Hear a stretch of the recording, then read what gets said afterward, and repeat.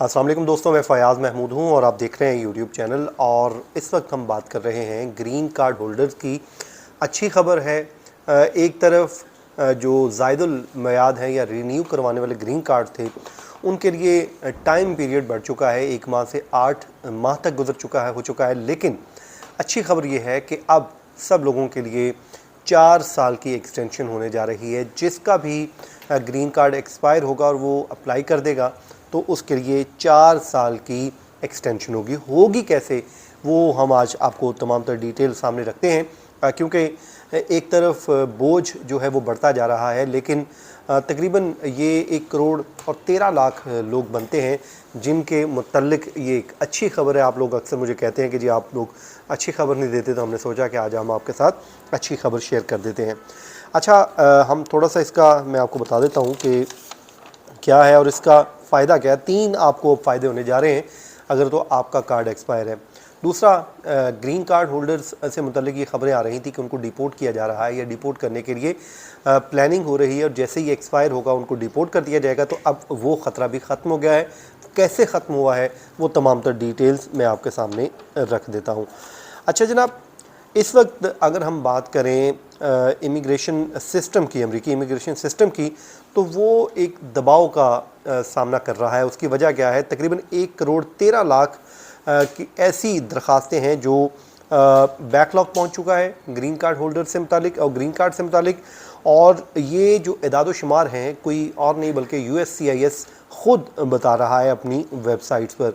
अब इस पूरी सूरत हाल में ग्रीन कार्ड होल्डर्स का जो मुस्तकबिल है वो एक खौफ का शिकार था। लोग उस पर परेशान थे कि भाई ये चल क्या रहा है, हमारे साथ होने क्या जा रहा है। क्योंकि आमतौर पे जब आप उसकी रिन्यूअल के लिए जाते हैं तो I-90 फॉर्म आपने फ़िल करना होता है। फ़िल करते ही आप उसके बाद जो है दरख्वास्त दे देते हैं। तो अब ये दरख्वास्तों का एक अंबार लग चुका है और वो टाइम पीरियड जो 1 माह होता था वो एक्सटेंड होते होते 8 माह तक हो चुका है और लोगों को 8 माह का इंतज़ार करना पड़ रहा है। अब आपने इस हवाले से घबराना नहीं है, क्योंकि बड़ी बातें हो रही थी, तो इस पर कुछ डिटेल्स मैंने आपके लिए निकाली हैं जो मैं आपके सामने शेयर कर देता हूँ।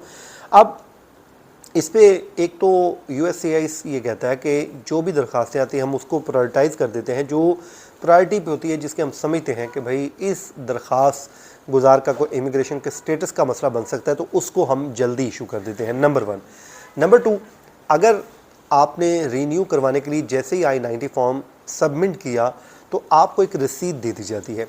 उस रसीद के ऊपर आपको 48 मंथ्स मतलब 4 साल की एक्सटेंशन खुद से ही मिल जाती है, इटसेल्फ मिल जाती है। और उसके बाद आप अपना वो ज़ायदुल मियाद कार्ड साथ रखें, अपनी इस रसीद को साथ रखें और उसके बाद आप लेकर चले जाएं, जहां मर्जी जाएं। ग्रीन कार्ड आप समझें कि आपका स्टेटस भी एक्टिव है, ग्रीन कार्ड होल्डर भी हैं, आपको कोई मसला नहीं, आपका कोई मसला बनता हुआ नहीं दिखाई दे रहा। एक्सपायर होने वाले जो ग्रीन कार्ड की तजदीद के लिए जो आपने फॉर्म जमा करवाया उसी की बेस पे ही अब आप ट्रैवल कर सकते हैं, क्योंकि आपको उसमें उन्होंने बड़ी क्लैरिटी के साथ 4 साल की एक्सटेंशन दे दी है। ये कानून है।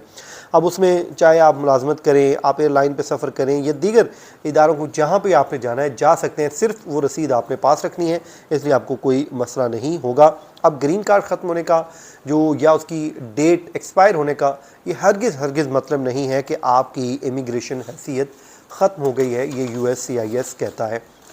अब इसके लिए वो कहते हैं कि इस बात को भी वो तस्लीम कर रहे हैं कि वो दरख्वास्तों को हम उन्हीं दरख्वास्तों को तरजीह दे रहे हैं जो दरख्वास्तें हमारी हम समझते हैं कि यार इस बंदे की जो है इमिग्रेशन का कोई स्टेटस का मसला है, कुछ भी है तो इसका ज़रूरी है पहले बन जाए, हम उसको पहले कार्ड बना देते हैं। और उसके बाद जो जिसके स्टेटस को कोई ख़तरा नहीं होता उसको हम जो है वो बाद में ले जाते हैं कि कोई नहीं, क्योंकि उसको हम एक रसीद दे चुके होते हैं जिस पे 48 मंथ मतलब 4 साल खुद ब खुद ही एक्सटेंशन हो चुकी होती है। लेकिन अब इस बैकलॉग में नो डाउट तकरीबन 1 करोड़ से ज़ायद लोग फंसे हुए हैं और उनके लिए सबसे अहम बात ये समझना इस वक्त ज़रूरी है कि उनकी कानूनी हैसियत बरकरार है। भले उन्होंने दरख्वास्त दी हुई है लेकिन उनकी कानूनी हैसियत बरकरार है, और अगर ये कागज़ी कार्रवाई में कोई ताख़ीर हो भी रही है तो ये ताख़ीर उनके लिए अमेरिका में रहने और काम करने के हक़ पर किसी किस्म का कोई असर नहीं डाल रही। अब फॉर्म I-90 जमा करवाने से कोई कहते हैं कि नया इमिग्रेशन फ़ायदा भी नहीं मिलता है, सिर्फ ये एक मौजूदा हैसियत का सबूत अपडेट करता है और मुस्तकिल रिहाइश की हैसियत कभी वो कहते हैं कि ख़त्म भी नहीं होती, चाहे ग्रीन कार्ड की मियाद ख़त्म ही क्यों ना हो जाए। और ये हैसियत सिर्फ किसी बाकायदा हुकूमती कार्रवाई के ज़रिए ही ख़त्म की जा सकती है। उस पर मैं बड़ी बार बात कर चुका हूँ कि उसके लिए आपको मालूम है कि पूरा एक प्रोसेस है जिसको फॉलो करने के बाद ही हो सकता है।